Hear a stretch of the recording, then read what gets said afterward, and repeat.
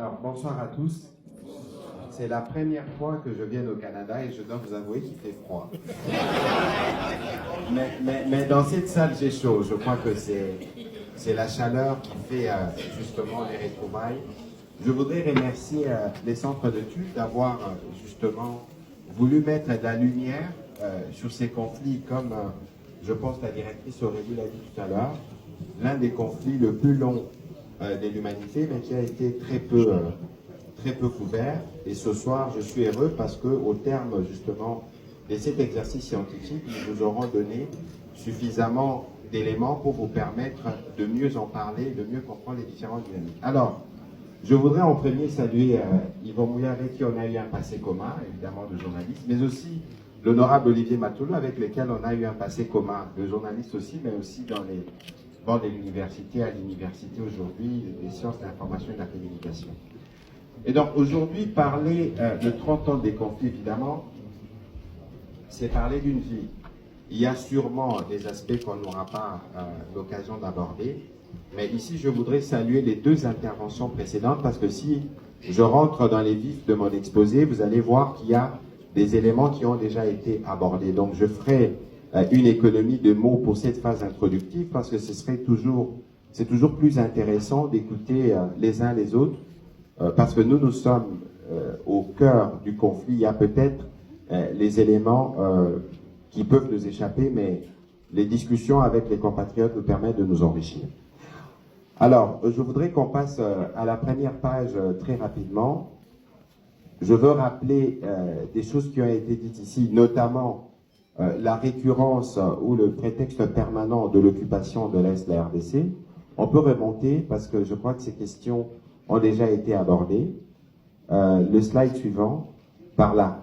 Et donc, vous avez sûrement entendu du père et du fils, parce que le Rwanda, depuis les génocides rwandais, je rappelle, c'était un génocide rwando-rwandais, des tristes mémoires. Nous avons été solidaires comme des coutumes, nous avons ouvert nos frontières, et aujourd'hui, je pense que nous payons le prix le plus lourd de ces génocides qui est parti du Rwanda, où il n'y a pas eu des Congolais qui ont été impliqués au premier plan pour que nous puissions être le pays qui en paye plus de prix aujourd'hui. Ceci dit, nous ne sommes pas négationnistes, nous reconnaissons la barbarie de ces génocides, mais nous pensons que le bourreau, les victimes d'hier ne peuvent pas devenir le bourreau d'aujourd'hui. Et donc, le Rwanda, depuis 1994, a pris goût à l'exploitation de ressources minières de l'Est de la RDC. Comme vous avez suivi précédemment, si vous regardez la ceinture aurifère de l'Est de la République démocratique du Congo se situe principalement dans l'Est. Alors moi, je ne sais pas comment Dieu ou la nature nous dotait des richesses, mais par exemple, pour l'or, ça se limite vraiment à la frontière.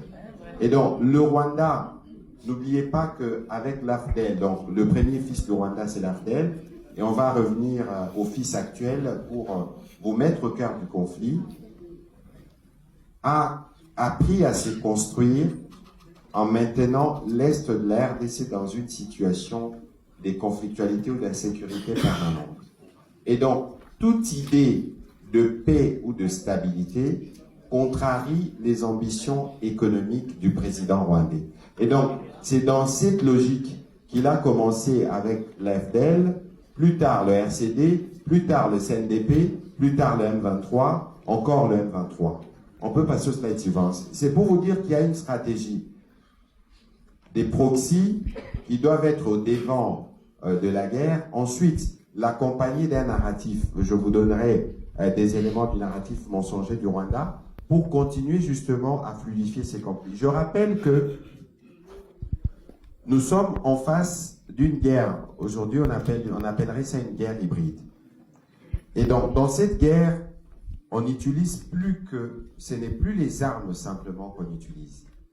Il y a des armes qu'on utilise, notamment la désinformation. Nous aurons l'occasion de revenir dessus, mais aussi surfer sur les peurs, les ignorances et toutes ces questions pour être sûr que nous maintenons une situation de tension permanente d'incompréhension des conflictualités qui permet à ces activités des pillages de continuer de prospérer. Je rappelle que lorsque le président de la République arrive aux responsabilités en 2019, parmi les premières actions qu'il a entreprises, c'est d'ailleurs la réconciliation des présidents rwandais et ougandais. Ça s'est passé en août 2019, quelque part en Angola et dans la frontière de la RDC. C'est pour vous dire que la République démocratique du Congo, de par son histoire, il y a des aînés dans la salle, en termes de doctrine diplomatique, nous avons toujours prôné une doctrine de paix. Nous sommes le pays en Afrique qui a le plus grand nombre de frontières internationales. Nous en avons 9.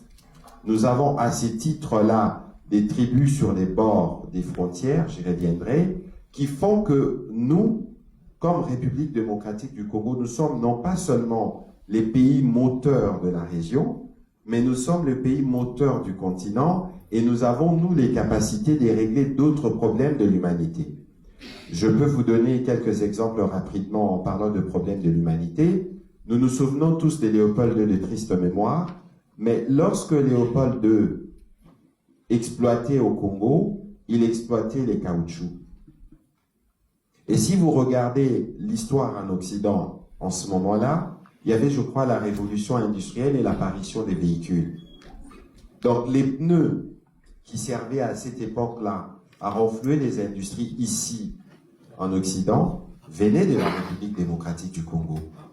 Alors, pour vous donner encore une autre illustration, en 1945, il y a un film qui est sorti récemment, Oppenheimer, sur les projets Manhattan, le projet de la construction de la bombe atomique. Vous allez voir que la bombe atomique a été fabriquée sur la base de l'uranium venu de Shinkolombo et en RDC. Et si vous regardez, nous sommes dans une université, et donc si vous consultez sur Google le nom d'Edgar Singer, vous verrez que c'était un ingénieur belge, patron de l'Union minière du Haut-Katanga, et qui a bénéficié, je pense, de la plus haute distinction donnée à un étranger par le gouvernement américain, parce que c'est lui qui, dans un délai très court, a fourni l'uranium au projet Manhattan qui a permis à l'Amérique de consacrer sa puissance militaire. Nous sommes en 1945. Et donc, si nous revenons aujourd'hui, je ne voudrais pas nous parler de nos téléphones, mais Roubaïa dont on parle, c'est 15 à 20% des réserves mondiales de coltan.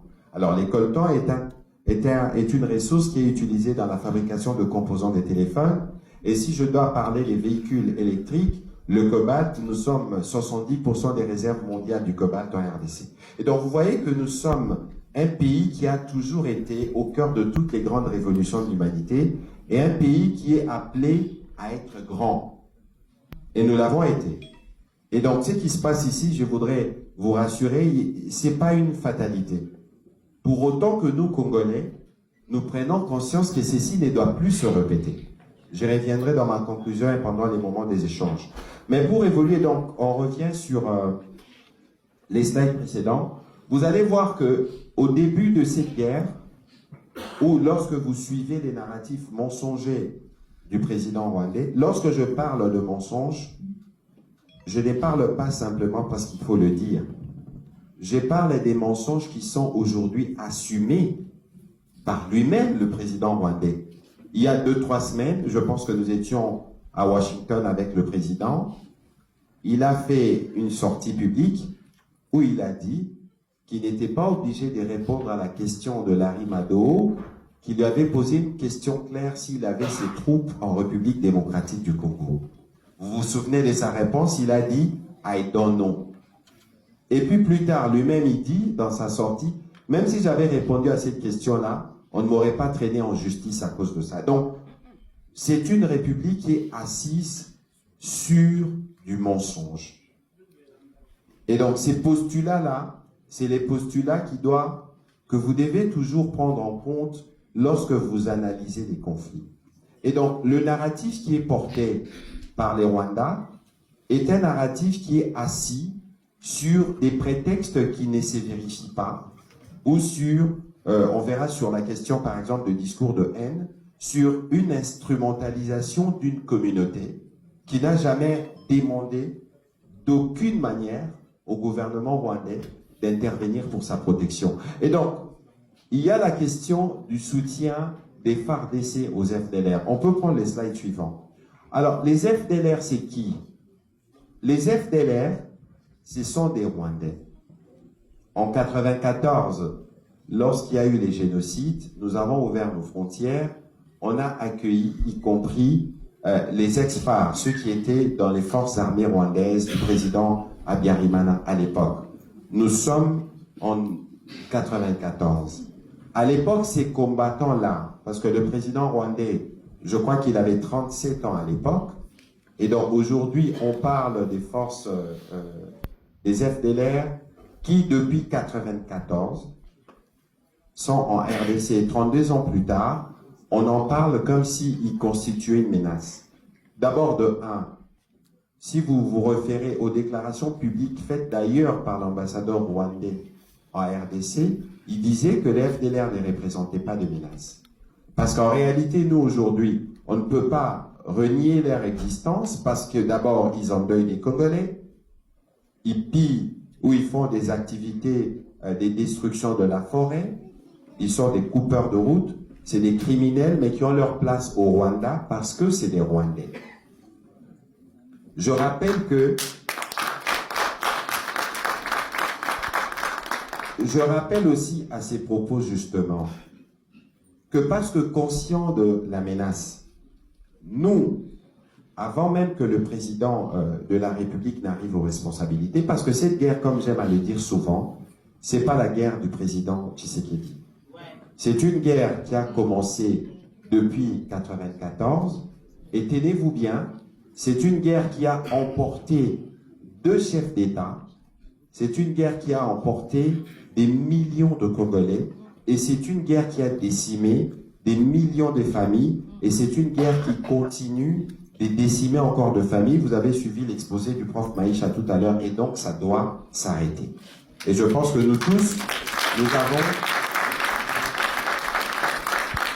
nous avons une responsabilité là-dessus. Et donc, dans les tableaux du milieu, vous allez voir que nous avons, nous, organisé des opérations nous-mêmes. Souvenez-vous que l'honorable Vital Kamerhe a été évincé de son poste en 2010 parce qu'il avait demandé, reproché au président Kabila d'avoir autorisé des opérations conjointes avec les troupes rwandaises sans l'aval du Parlement.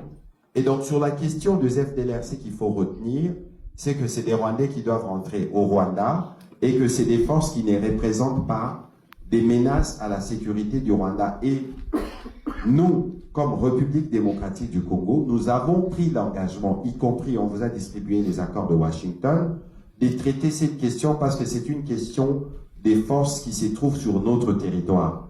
Mais on ne peut pas traiter cette question durablement pour les résidus qui restent tant que les troupes rwandaises sont sur notre sol, parce que pour la plupart, ils sont dans la partie du territoire occupée par les forces rwandaises. Alors pourquoi nous les présentons comme un prétexte? Parce que souvenez-vous, les différentes mutations du Rwanda.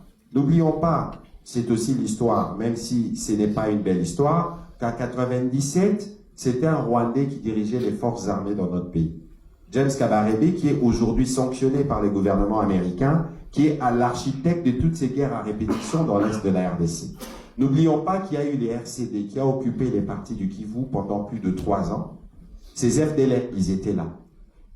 Quand le président de la République est arrivé, et les chiffres sont renseignés là, nous avons continué à les rapatrier parce que c'est des Rwandais et ce n'est pas tous qui sont des unités qui peuvent combattre, parce que pour la plupart, ils ont l'âge du président Kagame. Tout au moins ceux qui, en 94, s'étaient réfugiés en RDC, quelles sont les capacités qu'ils ont pour se maintenir pendant 32 ans et représenter une menace. Et aujourd'hui, dans les narratifs mensongers du Rwanda qui a évolué, on vous parle d'idéologie génocidaire. Mais il faut m'expliquer qu'est-ce qu'ils mettent comme contenu dans l'idéologie génocidaire, si ce n'est les besoins permanents du Rwanda de surfer sur la culpabilité internationale de ne pas avoir agi très vite pour stopper les génocides. Parce que cette question du génocide, autant elle nous a choqués, autant elle a choqué la communauté internationale. C'est pour ça qu'il y a une...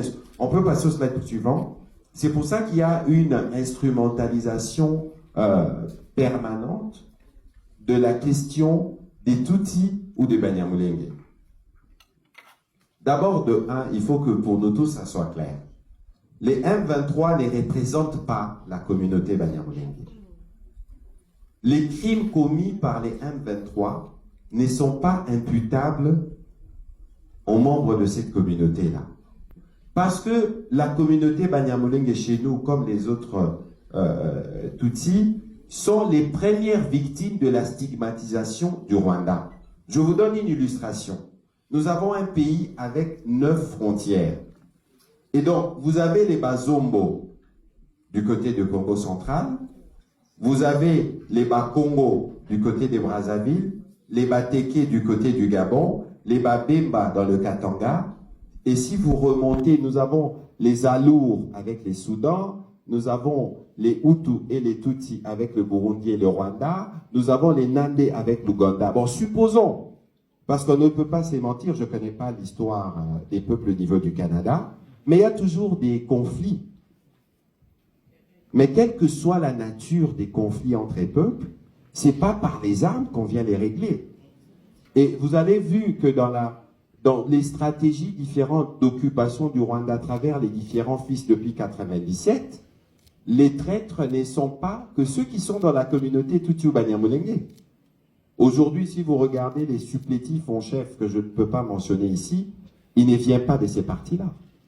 Et donc, et parce qu'il sait, il connaît la sensibilité de Congolais, parce que c'est un sentiment de colère. Nous vivons en communauté. Comment si vous et moi, nous avons un conflit, le président d'un pays voisin veut venir vous défendre? Ça expose. Et puis, évidemment, il peut y avoir des sentiments de colère, mais la République démocratique du Congo, c'est un pays des minorités. Nous avons plus de 450 ethnies. Nous nous supportons, nous nous tolérons. Et quelle que soit la nature de problème qu'on peut avoir, un chef d'État ne peut pas venir commettre de massacres, utiliser les corps de femmes comme une arme, sous le prétexte de protéger une communauté. On peut avancer au slide suivant. Et donc, vous allez voir que, en fait, les vrais enjeux de l'agression rwandaise, c'est l'expansion territoriale, c'est le repeuplement, c'est les contrôles et les pillages de ressources et la survie économique. Alors, sur cette question des survies économiques, tout ce que vous voyez comme prospérité apparente au Rwanda, c'est construit sur la base du pillage de ressources qu'il y a en RDC. Alors, nous avons fait 3-4 choses intéressantes avec les présidents qui sont à la base de cette guerre. D'abord, parce que nous avons voulu assurer les contrôles de l'or. Parce qu'au-delà du coltan, au-delà du tungstène, la principale richesse qui profite à l'économie rwandaise, en partant de la RDC, c'est l'or. 40% du budget du Rwanda vient des bénéfices qui sont issus de l'exploitation illicite de l'or en RDC. Je parle de 40%. Les chiffres sont vérifiables. Ils sont à peu près 1,6 milliard si vous regardez les statistiques de 2024.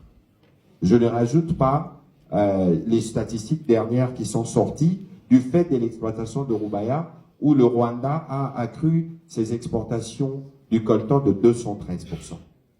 Et donc, en réalité, les FDLR, les discours de haine, tous ces prétextes-là, c'est la recherche ou la poursuite de la mainmise sur les ressources de la République démocratique du Congo. Et donc, nous, aujourd'hui, c'est que nous avons fait. Nous lui avons opposé une stratégie qui repose sur 5 fronts. D'abord, on a un front militaire. Je ne reviendrai pas beaucoup dessus. On a un front diplomatique. On a un front économique. Souvenez-vous qu'au moment où je vous parle, nous avons une action que nous avons intentée contre Apple. Parce que nous avons estimé, et Apple n'est peut-être pas la seule compagnie concernée, que vous ne pouvez pas être un gros fabricant des téléphones, d'ordinateurs portables sans qu'il y ait des composants qui viennent des trafics illicites dans l'Est de la RDC. Parce que nous sommes détenteurs de 20% des réserves mondiales. Et que malgré la persistance de la guerre aujourd'hui, vous avez vu les chiffres, vous avez vu qu'il y a 3-4 semaines, malheureusement, 300 ou 400 compatriotes sont morts dans les mines à Rubaya à cause d'une exploitation massive. Et donc aujourd'hui, dans la dynamique que nous avons enclenchée, je vais passer par là avant de terminer sur la communication. Au plan diplomatique, nous avons été à Washington pour la première fois en 30 ans, nous avons un accord signé où le Rwanda reconnaît sa responsabilité dans les activités illicites dans l'Est de la RDC. Et de ces accords, nos lignes rouges ont été bien établies. Vous l'avez l'accord devant vous. Il y a une partie de l'accord, je pense, c'est à la page 13 où on parle d'intégration, où nous, on a dit, par exemple, qu'il n'y aura pas des brassages et des mixages. Parce que ce sont les brassages et les mixages qui ont maintenu notre armée dans l'état dans lequel il se trouve. Je crois que c'est important, il y a un accord quelque part. Je crois que c'est important que je vous lise cet extrait-là, parce que lorsque nous disons que nous avons défini des lignes rouges, parce que cette guerre, nous voulons qu'elle soit la dernière. Il faudrait plus qu'un seul président, celui qui viendra après le président, Tshisekedi, ne fasse encore face à cette situation, ça dure 30 ans. Et aujourd'hui, nous avons les capacités d'arrêter cette guerre parce que nous sommes un peuple qui est conscient de son destin au niveau mondial. Alors, je vous lis rapidement cet extrait-là parce que c'est crucial sur l'intégration dans les forces de sécurité. Toute réintégration éventuelle des combattants dans les FARDC et la police s'effectue de manière rigoureuse, individualisée et conditionnelle, au cas par cas, sur la base des critères clairs, y comprenant l'aptitude physique et morale, en particulier les respects et l'absence des violations graves du droit international humanitaire, et enfin on dit la loyauté envers l'État et ses institutions. Parce que c'est cette traîtrise-là, recyclée au sein de notre armée, qui ne nous a pas permis d'être au point. Vous savez une chose, le jour où nous réussissions notre plan de monter en puissance de FARDC, les Rwandais sortiront d'eux-mêmes, ils ne reviendront plus. C'est pour ça qu'ils aiment toujours maintenir l'armée dans une situation de sollicitation, ils mettent tout, parce qu'il y a toujours malheureusement de traîtres. Mais nous sommes dans un processus de nettoyage qui nous permettra de reconstruire notre armée. Alors, cet accord, c'est un accord du futur, qu'on ne vous trompe pas, parce que nous balisons la voie à la grandeur du Congo. Dès par les passés, les Rwandais s'est présenté comme la porte par laquelle les entreprises devaient venir piller ou profiter des ressources de la RDC. Mais ici, nous avons mis un cadre. Et si vous remarquez bien, depuis la signature des accords de Washington, le président rwandais a totalement perdu sa sérénité. Si ces accords étaient en sa faveur, il n'aurait jamais dit « go to hell », tel qu'il a dit. Et donc, moi aujourd'hui, je voudrais simplement vous dire que je pense que la question du Rwanda est une question réglée. Ça va sûrement prendre du temps, encore 6 mois ou 2 mois, 1 mois, mais diplomatiquement, nous avons un accord. Et nous avons un accord avec le gouvernement américain. Et qu'on ne vous trompe pas, lorsque le partenariat stratégique sur lequel le président Trump tient, parce que les réponses pour maintenir la puissance américaine, que ce soit au plan militaire ou technologique, c'est aussi dans les ressources qu'il y a en RDC. Et vous connaissez la rigueur des entreprises américaines en termes de circuits d'approvisionnement. Et donc, il y a évidemment des up and down pour le moment. Mais lorsque cet accord, qui a été assorti d'un mémorandum de sécurité, parce que dans les mois qui viennent ou dans les jours qui viennent, le commandant de l'Africums, la force américaine en Afrique, va venir en RDC, nous allons parler des sécurités et progressivement, la sécurité va être restaurée et on va faire la montée en puissance. Et donc, il faut considérer aujourd'hui, on peut aller sur les slides sur la communication pour que je termine, il faut considérer qu'aujourd'hui, nous sommes dans une dynamique qui nous permettra de jeter les bases du retour de la paix. Et n'oubliez pas que dans cet accord, on a recréé un peu la CEPGL parce qu'on a un cadre d'intégration économique régionale qui doit se mettre en place. Parce que comme nous le disons, nous n'avons pas de problème avec le peuple rwandais. Vous savez, la contrainte avec le Rwanda, si je peux parler des contraintes, elle est naturelle. Vous pouvez être dans une famille, vous ne parlez pas à votre frère pendant des années. Mais le jour où vous perdrez votre maman, on vous demandera d'apporter une gerbe au sang, vous serez obligé de vous lever. Et c'est ce que la nature nous a rappelé en mai 2021, lorsqu'il y a eu l'éruption du Nyiragongo. Parce que les dégâts ont été faits en RDC au Rwanda. Et donc, il faut que nous tous ici, partout nous sommes, qu'on fasse la différence et la démarcation entre ce qui relève du régime rwandais et ce qui relève du peuple rwandais. C'est très important pour les générations qui viennent. Parce que le président rwandais, c'est un humain. Il passera comme nous tous. Mais les États ne passeront pas. Et donc, il faut, nous, de par notre dimension des grandeurs, parce que nous sommes appelés à être un peuple grand, qui reflète le grand pays que nous sommes, nous devons être sûrs des steps ou des pas que nous franchissons, y compris sur cette question-là. Et donc, je vais terminer par là, parce qu'on a parlé des désinformations. Les armes aujourd'hui ne sont plus que les armes au sens militaire du terme. Les armes, c'est les mots. C'est pour ça que lorsqu'on a annoncé les passages du ministre Patrick Muyaya ici au Canada, il y a des gens qui ne dorment plus, qui n'ont plus dormi, parce qu'ils n'ont pas voulu que nous puissions avoir ces moments de change et que nous puissions vous apporter notre part de vérité dans la crise qui dure et notre stratégie pour qu'on en sorte. Et la différence fondamentale que nous avons avec le Rwanda, et vous devez tous l'intégrer, le Rwanda est un pays despotique. Nous, nous sommes un pays démocratique. Au Rwanda, aucun Rwandais ne peut oser relayer ce que fait Patrick Muyaya. Aucun. S'il ne se fait pas arrêter, il se fera exécuter. Aucun. Ne vous trompez pas. Alors, pourquoi nous, les Congolais, nous utilisons parfois notre démocratie contre notre intérêt stratégique? Parce que nous tous, parfois naïvement, volontairement, nous relayons ce que moi j'appelle le poison rwandais. Alors ici, il ne faut pas confondre. Une mauvaise information, c'est un poison. Vous avez vu durant la Covid ici, il y a eu beaucoup de mauvaises informations qui ont circulé. Certaines personnes n'ont pas pris des vaccins, ils en sont morts plus tard. Donc ici, je veux être clair. Et donc, vous avez vu que lui-même, le président, revendique le mensonge. Donc, il consacre son pays comme l'empire du mensonge.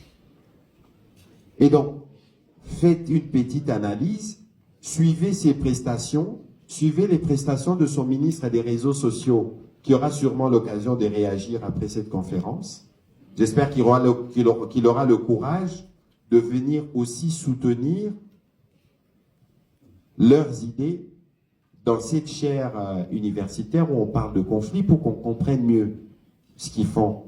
Il n'aura jamais ces courages-là parce qu'au fond, c'est une stratégie qui repose sur les intimidations, sur les mensonges. Et quand nous parlons du Fils et du Père, mais c'est justement ces moyens qui vous donnent la filiation dangereuse. Parce que ceux qui sont des supplétifs là sont incapables de téléphoner. Vous avez vu, malheureusement, il y en a un qui était journaliste, qui a été assassiné dans des conditions... Et personne n'a jamais demandé ce qui s'est passé. Hein. Parce qu'ils essayent d'exporter les méthodes du Père. Il n'y a plus de liberté. L'essentiel de journalistes qui sont dans l'Est sont à Kinshasa ou sont ailleurs parce qu'ils ne peuvent plus exercer. Ils gouvernent par crime. Vous osez contester comme ces jeunes artistes paix à son âme, Idengo, on vous exécute parce que vous faites une chanson.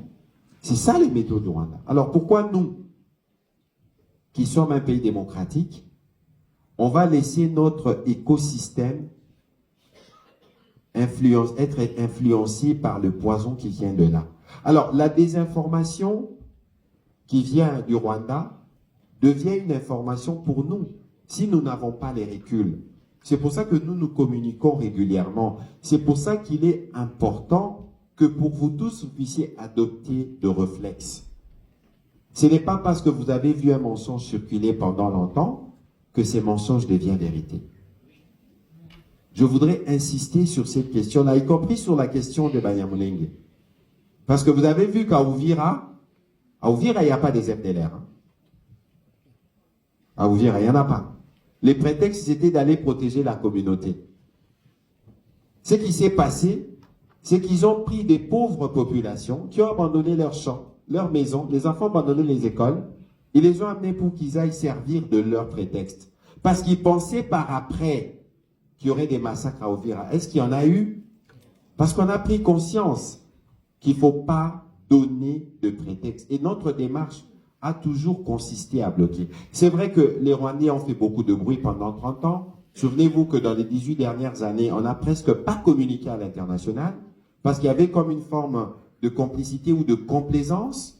Lorsqu'on regarde aujourd'hui les mouvements sauvant le Rwanda au Congo, on s'interroge sur les rôles des uns et des autres dans la pérennisation du conflit. Donc aujourd'hui, moi, je voudrais plutôt vous rassurer que nous avons pris pleinement la mesure, à la fois au plan économique, mais surtout au plan humanitaire, et que comme gouvernement, nous utilisons les ressources qui sont à notre disposition au plan diplomatique, au plan judiciaire, parce que sans justice, il ne peut pas y avoir de paix. Alors, je ne voudrais plus m'étendre pour laisser de l'espace aux questions, mais j'espère avoir apporté une part de lumière dans la compréhension de cette guerre, mais aussi et surtout de notre stratégie et du rôle que nous attendons de vous comme Congolais, partout au monde, ou comme chercheurs, comme scientifiques, pour nous assurer que c'est la vérité qui nous guide dans l'analyse de la situation dans l'Est RDC. Je vous remercie.